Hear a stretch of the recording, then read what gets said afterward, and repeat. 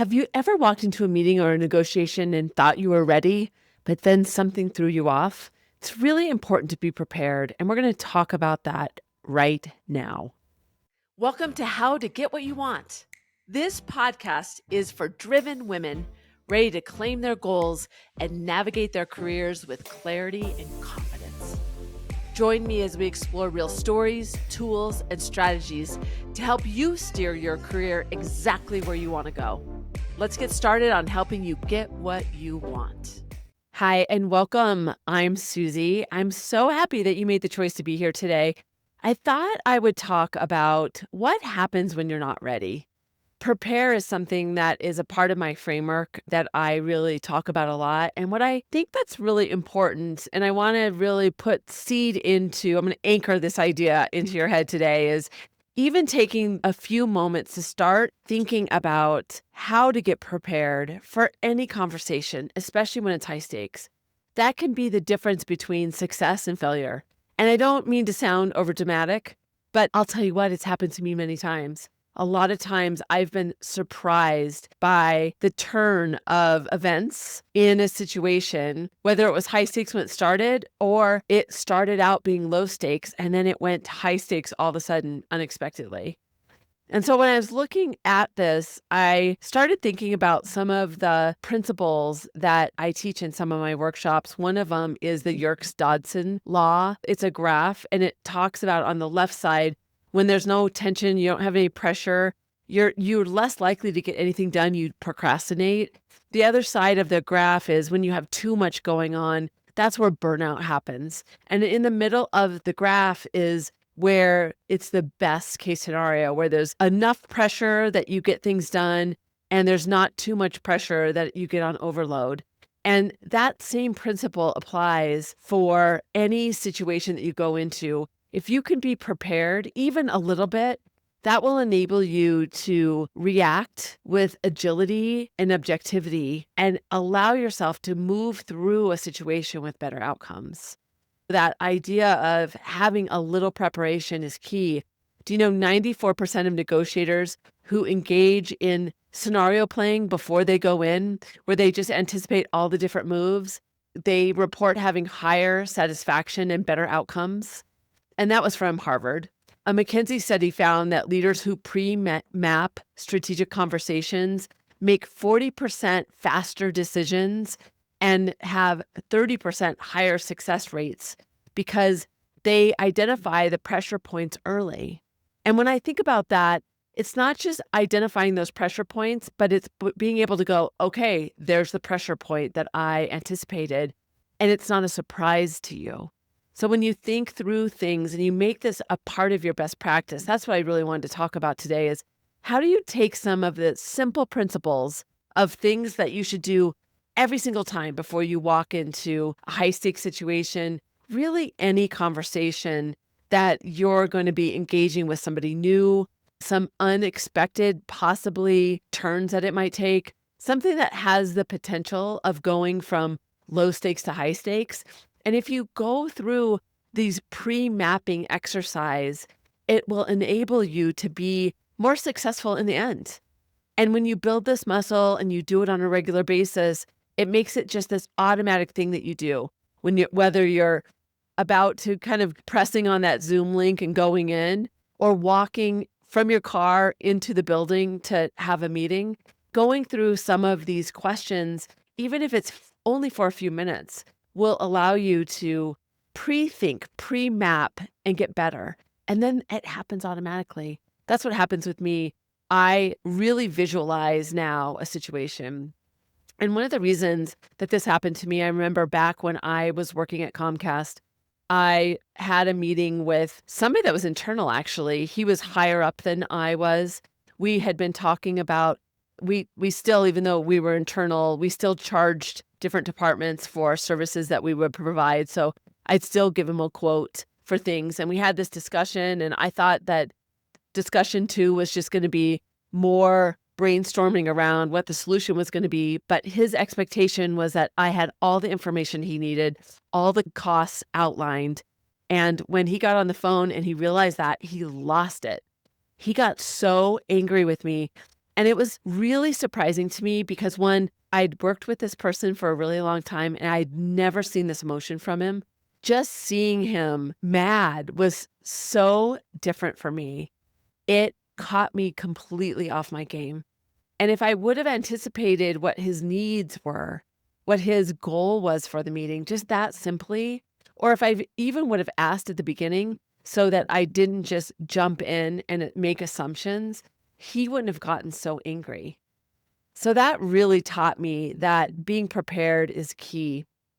I also just recently was working with one of my clients and she was presenting to her CEO her business plan. And the CEO asked some questions about some specific sales that she had not anticipated would be questions that she would ask.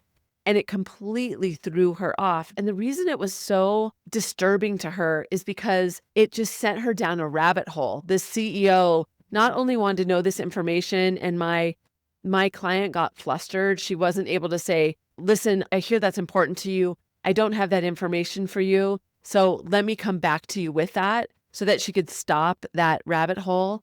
But instead, she started saying to her, yeah, and trying to give her a bit of information. And it just started to unveil more and more information that wasn't there for the CEO to have. And it just completely shut down the goal that my client had. She hadn't anticipated that the CEO would be all wrapped up in this one issue. And the thing that was really interesting about it was the reason she went down this rabbit hole was because another part of the business was really struggling in this area. And my client, if she would have asked some of her colleagues about what some of the pressure points were at the moment, she would have anticipated that. So that's a part of being ready for anything, to anticipate, especially when it's high stakes. That was certainly a high stakes situation for my client that she should have been a lot more prepared for. And because she was really on her heels and not ready, she didn't even have the right response to back down the CEO from going down that path so that my client could get her back on the agenda that she wanted to move her through. So thinking about and anticipating and mapping out the conversation is really key. So I just want to give you 4 different areas for you to think about when you're moving into any conversation, any high stakes situation, to a negotiation. These are table stakes. These are things that you should always be considering. So I want to challenge you to think about, how can I start making this a regular practice? Put some notes down on a sticky note that you put right by your computer so you remember to start practicing these principles. Because like I said, once you start doing it and you start realizing how mapping helps you stay confident, stay settled, allow you to have enough agility in your mind that you don't, when we get blindsided by something that was unexpected, that can take us down a mind rabbit hole where we can't see clearly what was even important to us.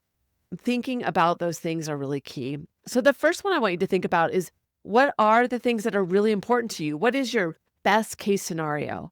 And what are the things that are important to you, the other side, and the business? That's always important to do, because if you can't get what you want, you can't satisfy what the other person wants, understanding a third leg to the stool is really helpful to move the conversation. So think about what's at risk and what are the benefits to you, the other person, and the business. What are the stakes? And then what are the interests?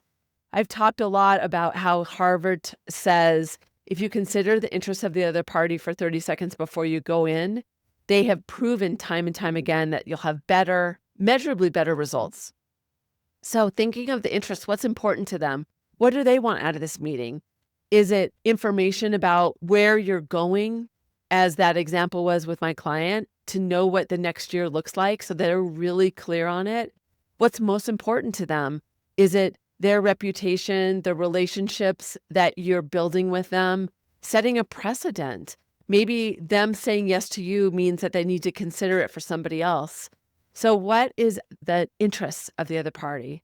So the first are, what are my stakes, their stakes, the business stakes? And then what are their interests? What's important to them? It's always good to think about what's important to you in this as well. What do you want to get out of this?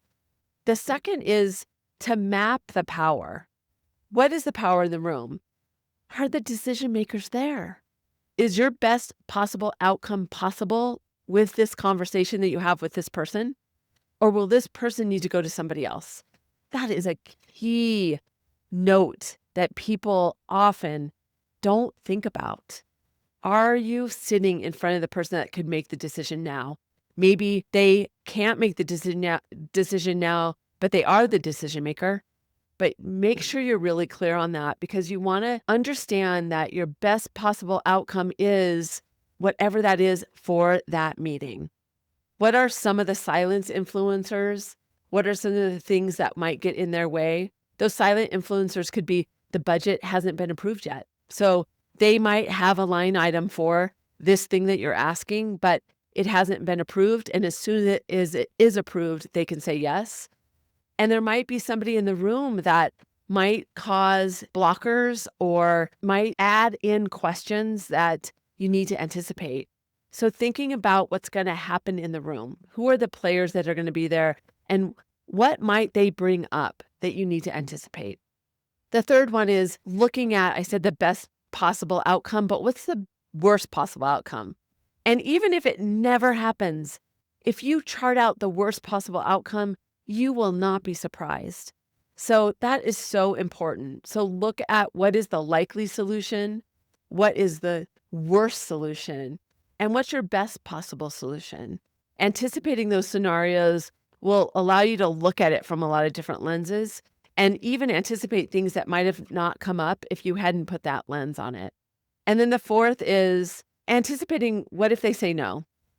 And remember, a no, if it was delivered so obviously, like, no, you can't have that, it'd be so easy to react to or easier to react to. But no is often floated much differently than that. Like, that's a great idea, but this is just not the right time. Now, that's a fancy no. So anticipate, what if they're going to say no, or they're going to put some time parameter in, or you need to get buy-in from someone else. You want to make sure that you anticipate all of those things so that if they pivot, you can have an answer and another path to get the best possible outcome, even if it goes that way. Being ready is about getting your mindset ready and thinking about what possibly could go wrong. Pre-mapping is about predicting the future, but it doesn't mean that it's all going to turn out exactly as you planned.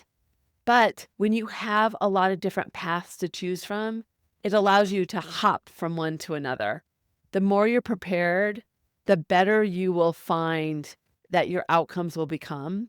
And when you practice this, it's key to building that muscle for you, that muscle memory. It will just start being something that you'll just automatically think about anticipating. Coming up this week, how can you spend even 10 minutes thinking about these 4 factors in a scenario that's coming up that feels high stakes for you? And remember, high stakes is any situation where getting what you want feels uncomfortable. So just find one situation where you're going to start to apply this. Write it down on a sticky note and then compare your notes to how did it help you? What came up and what will you continue to do? I'd love to hear how this turns out for you. Which one works really well? Which one became more automatic for you than you had expected? I want to see your progress. That means a lot to me. If you want to join the newsletter that comes out once a week, go to negotiationlove.com, sign up there. I'd love to have you as a part of our network. And remember that negotiation is more than a skill. It's a mindset. Until next time, thanks for making the time to be here with me. I'm Susie.